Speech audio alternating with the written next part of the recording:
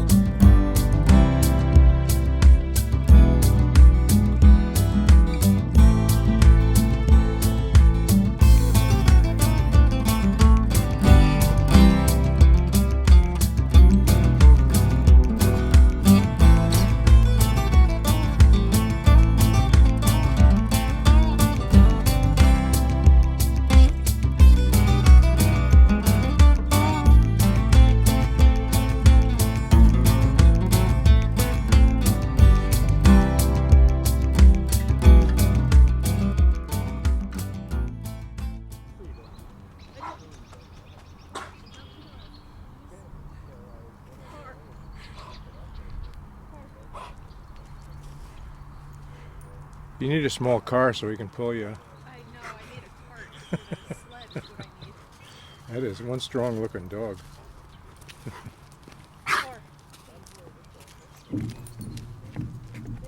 Okay.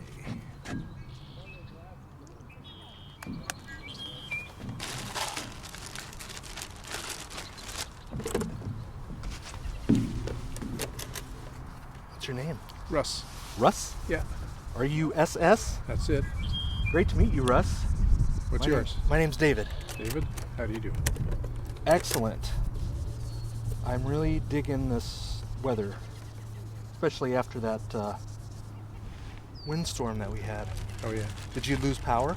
No. Well, we had some minor difficulties. It blew out it kicked the heater off.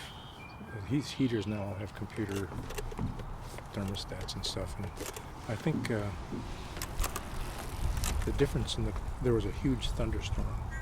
We didn't get a lightning strike, but there's always a potential, between the ground and the upper part, and I think that blew it.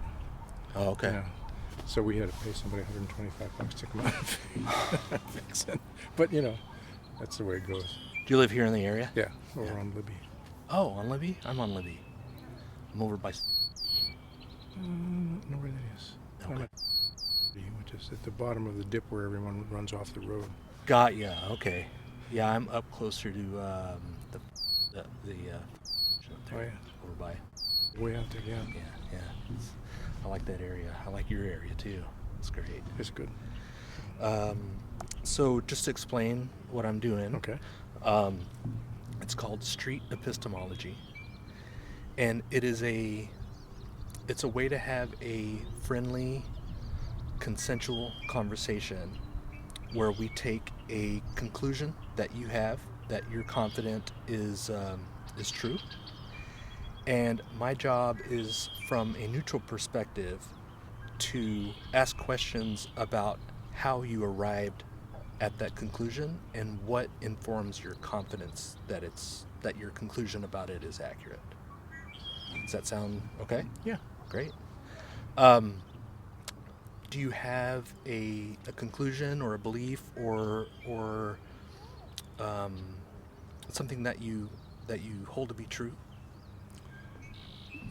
Many, I'm sure. But Yeah. one I've been thinking about a lot lately is that there are too many guns in the United States. Too many guns. Just the number of guns. I'm not talking about anything beyond the number. Okay. Gotcha. Generally speaking, how important is it for you to believe true things? In other words, how important is it for your conclusions about the world to be accurate? It's important. Okay. On a scale of 0 to 100 here, Would you be comfortable putting a number on that? On my belief, On just or on in your importance to have accurate conclusions about the world, just generally. And then we'll get to this in a second. 100%. 100? Yeah. Okay. Got it. Okay. And how confident on that scale are you that this conclusion is true?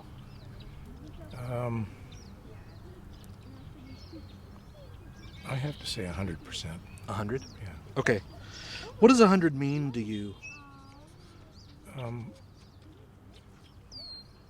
I think it's, well, to me it means it's provable.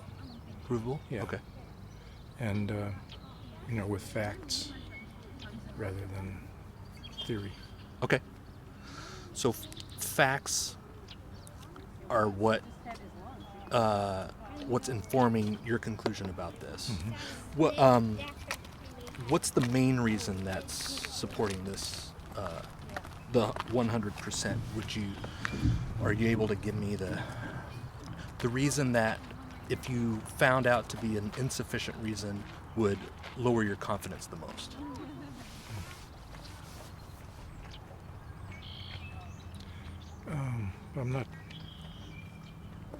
I'm having a little bit of a, now, Sure. Take your time. I have some background with firearms, a lot. And I've changed my view about them over time. Okay.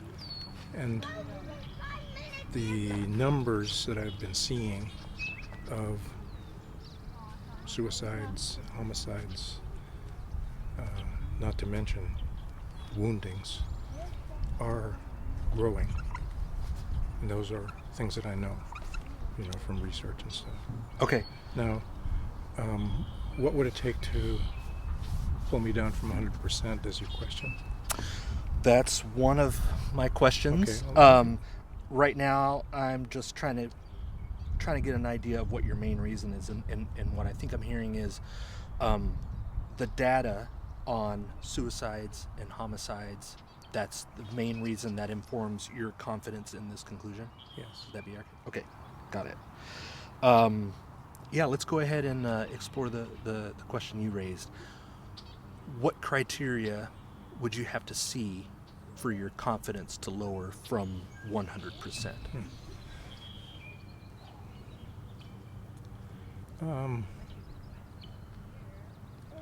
Well, I can think of all the arguments people have made against my theory. I've been thinking about writing an op-ed piece about this. But I can't really answer that. I don't know that there's anything that would take me down from 100%. Okay. Honestly, I think I could make something up, but that's not fair. Yeah. No, it's best if you're honest. So I appreciate that the honesty. Is it? Let's say hypothetically that you receive some data that contradicts this conclusion. Would that lower your confidence at all? Because it sounds like data is what's supporting it. Yeah, but I can't think of what it would be. But yeah, The data? I Okay. guess I would say, if someone actually showed me real data that said there aren't too many guns, then yeah, I could change an opinion. Mm-hmm. What if we got data that said that the data that we had about suicide and homicide was not it, like somebody made a mistake about it? And this is just hypothetical. I'm not Those things claiming happen. that this is the Yeah. case. But would something like that lower your confidence? That you were convinced that the data that is supporting this is inaccurate? I don't think so, because what I've told you has led me up to this conclusion. Has a lot of pieces to it that go beyond just the number of suicides and homicides. I have a lot of other reasons that I see in changes over time since I've been involved with firearms. Okay. We can take it pretty specifically here. what I think you're saying is that the data about suicide does affect your confidence, right? Yeah. So if we found out that the data about suicide specifically was inaccurate, it sounds like that wouldn't, it's only a one-way street. Like it can only raise your confidence, but it can't lower it if you found out it wasn't accurate. Is that what I'm hearing? I guess if it would depends on how much it was off. For instance, I know that since January 1st there have been 6,200 suicides by gun in the United States. Mm-hmm. Now, if someone came up and said there were only 3,000, it wouldn't change my opinion that there are too many guns. Okay. But if someone came up and said there were only 100, they've been lying in the New York Times and Atlantic and whatever, then I'd have to, and they could prove that, Mm-hmm. I'd have to change my opinion. Gotcha. How do you suppose they could prove that? So that question leads to how much do you trust the media, I guess, because that's where I'm getting a lot of my information. And, well, that's where I get the leads to it. Then I go to federal statistical analyses and things like that, Mm-hmm. and statewide stuff. It kind of opens the door Yeah, it to does. your investigation. You bet. Yeah. Yeah, and so, there could be a lessening of confidence Uh-huh. if it was, if I knew that the data wasn't trustworthy. Okay. Got it. And how are you verifying that the data that you're getting is trustworthy? Well, I pick it up, most of the stuff I get, I pick up from the media, and then I go to websites online from states and federal databases that are out there. Mhm. FBI keeps track of the homicides. The suicide thing is a little bit different because there are some of those that are probably homicides.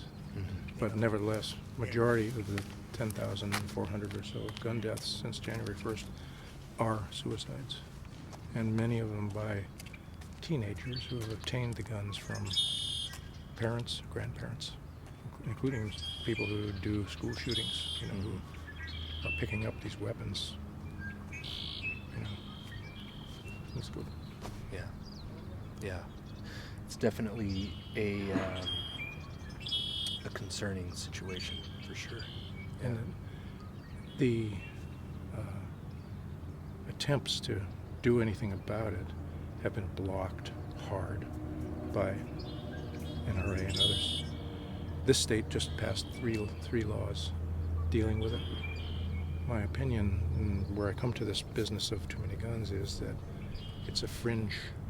It's attacking it on the fringe, and it may help breach the openings, but it isn't doing anything about the fact that there are, well, I haven't got the number in my head right now, but you'd be amazed at the numbers that are shown that have been sold and possessed in the country. It's beyond belief. Yeah. And accessible. Could, So anyway. could somebody use this reason to arrive at a false conclusion? The reason, Data that they get from what they feel is a reliable source that was prompted by their media sources. Like your reasoning, could somebody use your reasoning to arrive at a false conclusion? if they picked up their data from a less reliable source, certainly. In fact, that happens all the time with people who are tuned into what I consider unreliable sources of data, Uh-huh. and they're making conclusions that seem to me to be wrong. Okay. Okay. And then I would argue with my data. Sure. Yeah, it would be their data. You could each present each other's data, Yeah. and then and that's how The you debate is. Mhm. How effective do you think showing somebody else data is to their their strong beliefs? At present, not very effective at all, in my opinion. People have decided they want to believe certain things, and based on media, group knowledge, or group interest, those kinds of things. Social motivations, that kind of thing. And once they are on it, it doesn't matter if you believe your material is provable. It doesn't matter. They've decided, and it's one of the basic things that's making our society very difficult right now. You can't, in your own family, it's hard to talk to. I have a grandchild. I have to parse what I discuss with her, and otherwise, because I love her, even though I think she's dead wrong on a bunch of stuff. But you can't talk about this 65% over here, or you basically lose the connection with your grandchild, which is not good. Do you have any ideas on how to communicate with her about this kind of thing without losing that, what I suspect is a very strong relationship? Like, can you think of any conversation styles that could maybe instead of, and I'm not saying that you're doing this, but like instead of trying to change her mind, is there any other way of talking about it that could be productive? My experience is no. Right now. Perhaps with some maturity on her part and maybe some modifications on my part. But I started out on a kind of a hard line, and I really moved over to trying to discuss with a non-combative style. I've read some things, and I've talked to my daughter, and gotten some hints on how to do it, and it's just not there. It's hard.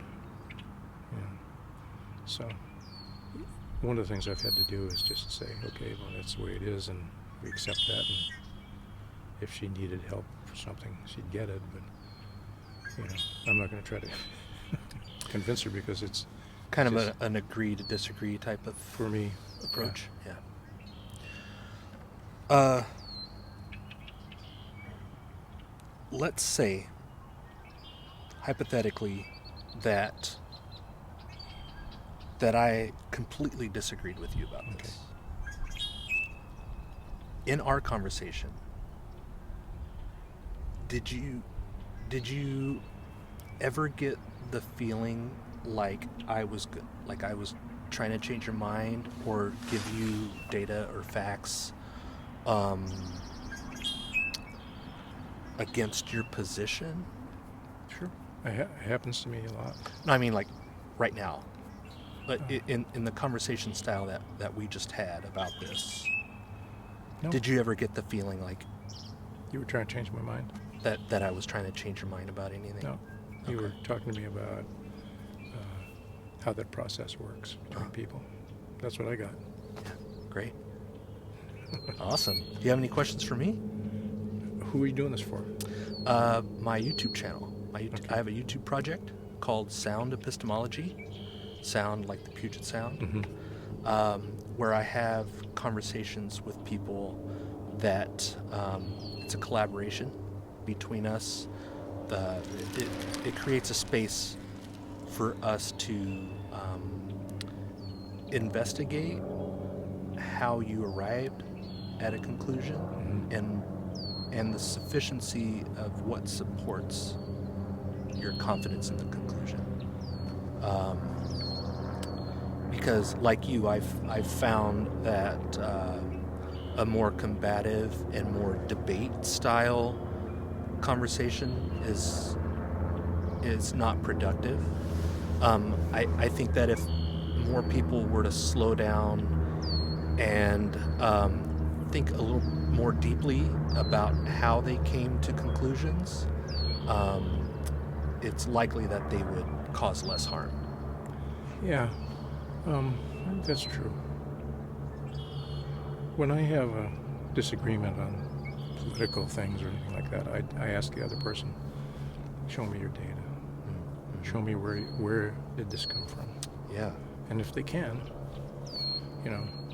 but almost always it's false, in my opinion, and I think provably false. I do a lot of fact checking on stuff. So what do you do at that point? When you can objectively see that the data that they're using is false, what's your next step? If I want to keep the relationship, and I often do, I try really hard. I have cousins and so forth, who are then all my communications with them have to do with things that are not on the table. This sort of stuff. It's your kids. How do you cook that?